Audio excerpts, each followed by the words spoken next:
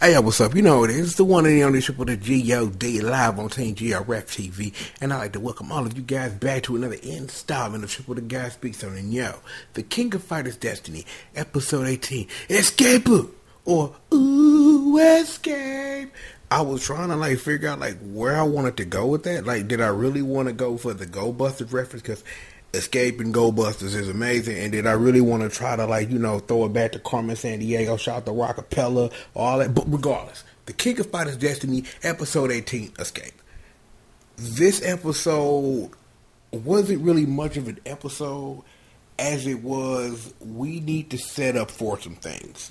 Like the previous episode was set up for things for this episode, which is another setup for another episode of things, which is usually how episodic television works. Maybe, possibly. I'm very sure of that. I watch enough TV to understand that you need a lot of setup to get to where your point is. Our major setup starts at the beginning of the episode. Hot Earn and Terry Bogard throwing up gang signs at each other like, man, yo, get off this bus. Well, and if my bus, I mean big, giant, black Apache helicopter or whatever, but you get what I mean. They just sat there for 2 minutes throwing gang signs at each other, which pretty much translated to, we need to get off this thing so we can go do something. Spoiler alert. The Hungry Wolves do nothing else other than throw up these gang signs at Hot Earn. That's all they do. They'll probably be the big focus of the next episode, given everything that's already happened. Speaking of the rest of the episode, though, we got a hot fight between the Psycho Soldier Squad and the Chem team under the influence of the Black Crystal. And it was in that the Psycho Soldier got a lot of information about the Black Crystal that we learned about last episode through Kyo and him setting fire to it and being able to free Benny Maru and Daimon and more on them later. Is that we learned a piece of very important information which was hinted at a couple episodes ago, which came into play now. The power of the Black Crystal is a dampener to powers that oppose it, such as the Psycho Soldier power in the instance of Athena and Kenso, because we get this scene where Kenso's sitting up here trying to be like, I'm trying to impress this girl I like, and he fall flat. It's like he needed some Psycho Viagra, just couldn't get that Chokudan up, just couldn't do it. But the rest of that fight was mainly Chen and Kenso defending Athena, because in this fight, Athena goes on a Psycho Soldier vision quest where she sees, well, how do I describe it? Give me a second, because I gotta really, make sure that I'm, giving you the goodies right here. She saw a demon boar. Do you understand the words that are coming out of my mouth? A demon boar. Randomly, I just had a thought of Misco from Bloody Roar. Don't ask me why, but just thought of Misco from Bloody Roar. I really missed that series.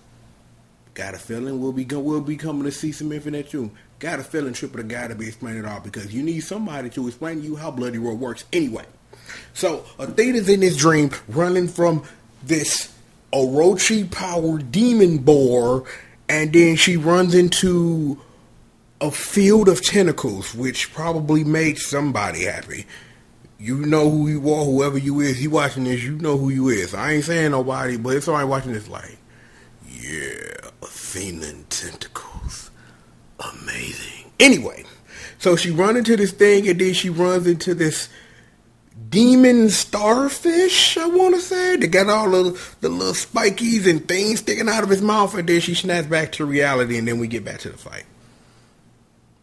That took more describing than I thought it would. But the rest of it was just them trying to defend Athena for her to build up this psycho power. What she's going to do with it, given how that scene ended, was she was building up for a shining crystal bit.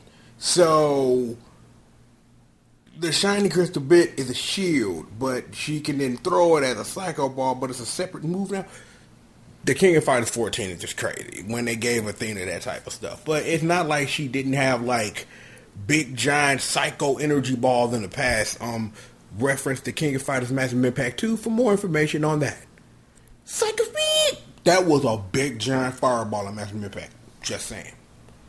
But honestly, that fight, like I said, was really good. It's like you had a lot of close calls. The thing that sat up here and hit the Matrix on Troy. I'm sitting up here, she's sitting up here. Dum dum dum dum dum dum dum dum. The way trying to slash her, and it's like you got Kenso with the, Kenso being Kenso. You know what I'm saying? You got to have those comedic moments within this serious thing. I do wonder if the King of Fighters Destiny go further. Are they going to be the media that finally give the Kenso the shine he deserves when it comes to the power of the dragon and how Bao works and that and things of that nature? But we shall see. The rest of this episode was the Japan team recovering. You got Daimon, he up, he trying to you got Kyo asking Daimon, like, you remember what happened? No. Benny, he walk over to Benny Moore. Hey, yo, fool. Your hair messed up. What, my hair messed up? Huh? What up? Even with my hair messed up, I still look fly, though. Regardless. And then the room start collapsing on each other because Benny Moore tried to throw a Raikkonen at a wall and then beat it up, and then the wall started closing in. But they all escaped. It was pretty close for Damo. He sitting up like, using all my judo strength. Not everybody can be Ryoko Tano. I'm just saying. I'm like, let's just say in the past week, I watched an amazing TAS of Fighters History Dynamite with Ryoko in it. One of my dream KOF teams is Ryoko from Fighters History Dynamite, Ryoko from World Heroes, and pick a third character. Like, I've always wanted to see both Ryokos, like, fight. Like, that's always been a thing I've wanted to see. Like, maybe Neo Geo Battle Coliseum 2. If it's a thing, it'll be that. I don't know. Maybe to King of Fighters 15, we might actually get a World Heroes team. You know what I'm saying? I'm like, I'm going to have to go look at that list I made a long time ago and make another video and go through it and really see what the reality of what a King of Fighters team could be. Even though more DLC is coming, you got that lady from Saudi Arabia who drew that picture or whatever, and they adding a new stage, so you got to wonder, is Blue Mary coming? Hello? Have some boy. You got to wonder if she coming. But I'm like, this ain't really the time or place to discuss that. But I just want to just put positive vibes out there in the ether. Great episode as usual. Even though didn't a lot happen, a lot happened. So I got a feeling that the next episode is going to be really Hungry Wolf focused because that's episode 19. Again, I am starting to legitimately wonder if this show is going to end on a cliffhanger. Or either that or the episodes need to become a lot longer. They did a little mini commercial with Iori, so Iori's coming. I haven't watched it. And I don't want to. I don't even want to watch it to do what Triple the Guy Speaks on. Because I don't like, for anybody who also watches my Sentai and Kamen Rider reviews, I don't watch coming up on next episodes. I try to avoid toy magazines and wiki spoilers as much as I can because I want that raw experience, that raw emotion of seeing something happen for the first time without having something spoil it for you. So I know Iori's coming. He been in the intro since episode 1. Is this episode 19? Where my guy at? That's kind of the question we got. So we shall see. Before we get up out of here, the video about Geese being leased, man. You want to hear my thoughts on that last trailer that it just dropped? That's out. Q Ranger, Build, all that usual work and everything else that come when it come. Working on things, doing things as usual. Fruits of labor soon enough. Y'all go and get up out of here. You know who it is? It's the one and the only, the who? I'm so wait, hold up.